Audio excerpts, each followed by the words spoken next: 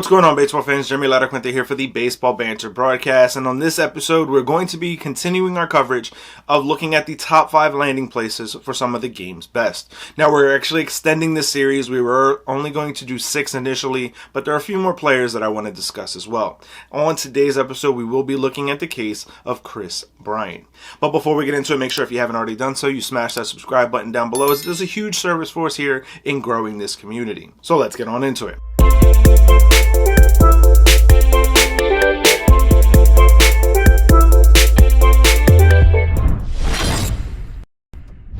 Now, as we look at the case of Kris Bryant, this is a very interesting player because he's so versatile, capable of playing first base, third base, and both corner outfield spots.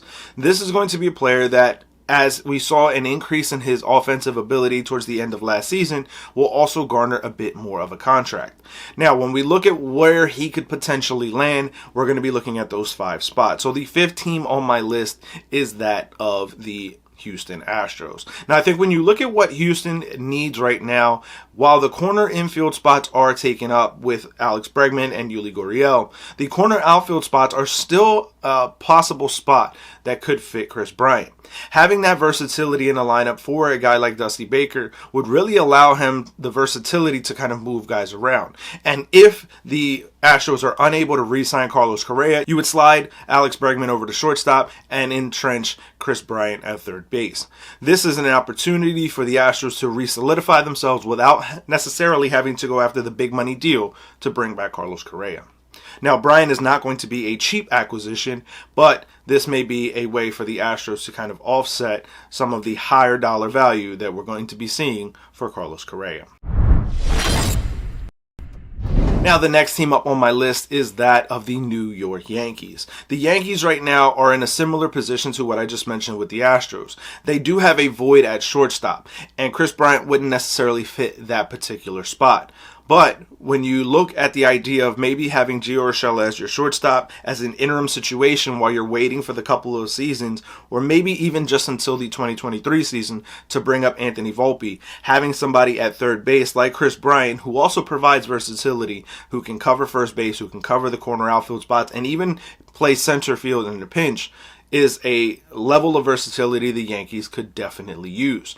Add in the fact that his bat will play very well at Yankee Stadium with that opposite field power and the short porch. This could be a guy who fits in very nicely in that Yankees lineup. Now, the deterrent to that is that it is another right-handed bat in the New York Yankee lineup, something that we saw be a problem throughout the 2020 season. However, this is a guy who could potentially supersede some of those platoon issues.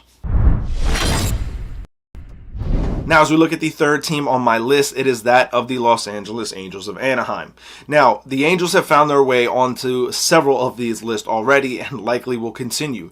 But the reason why is that the Angels are in such a prime position that they need to get back to being in a postseason contention each and every single year. And that is because you have arguably 2 of the top 3 players in all of Major League Baseball in Mike Trout and Shohei Ohtani. And if you waste their prime years by not supporting them with legitimate stars who can help boost their ability and boost the team's ability, you're wasting premium talent. Now, the Angels have spent a lot of money over the last several years. We've seen it wasted contracts with Albert Pujols, Josh Hamilton, and bringing in a guy like Kris Bryant could potentially find himself falling into a similar path if those injuries continue to pile up. However, as I've said multiple times throughout the coverage of the Angels and their potential free agent acquisitions, this is an opportunity to kind of ease the burden and the workload on everyone by bringing in multiple stars. Now, yes, the Angels already have Anthony Rendon at that third base position, but the versatility, again, of Kris Bryant could allow him to play first base or left or right field. Now, as we move to the number 2 team on my list, it is that of the Boston Red Sox. Once again, this is going to be a team that will look more at his versatility than his actual primary position of third base. As we know, the Red Sox are locked in with Rafael Devers at third base, but there are some vacancies in that outfield, in my opinion. Yes, you have Alex Verdugo, you brought back Jackie Bradley Jr., but in my opinion, there's going to be a spot that is necessary to fill. You put Kris Bryant in left field, you allow Alex Verdugo to man right field, and you have Jackie Bradley Jr. covering center. This will now allow you to kind of lengthen that lineup, especially with the weaker hitting Jackie Bradley Jr. taking up real estate in center field.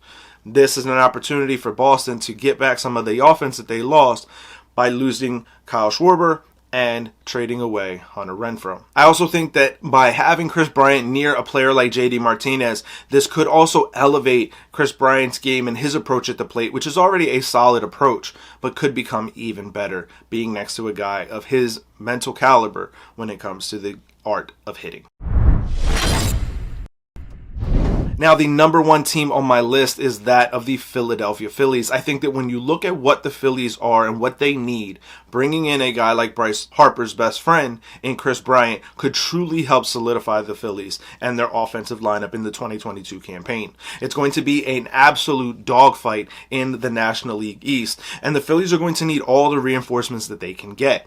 Now, yes, they do need more on the pitching side, but bringing in another offensive threat and a guy, again, who's extremely versatile will only serve to help them. If you have Kris Bryant in right field, Alec Boehm at third base, Rhys Hoskins at first, and Bryce Harper in right field, you now have solid production from all four corners. But again, let me know your thoughts on this down in the comment section below. Where is the most likely landing destination for a guy like Kris Bryant? Where do you feel his services will be best suited? Let me know that down in the comments and we'll discuss it further. As always, keep it locked in here to the Baseball Banter Broadcast. This will be your new favorite channel covering the game of Major League Baseball in 2022. Keep it locked in to the entire GLMG network by following our sister channels WeSibs and the Granite Geek Show, as they are bringing you your favorite coverage on movies and TV shows, as well as your best coverage on tech and video games. So I want to thank you guys for tuning in, and I will catch you with the latest news, notes, and my personal thoughts, theories, and opinions on the game of Major League Baseball.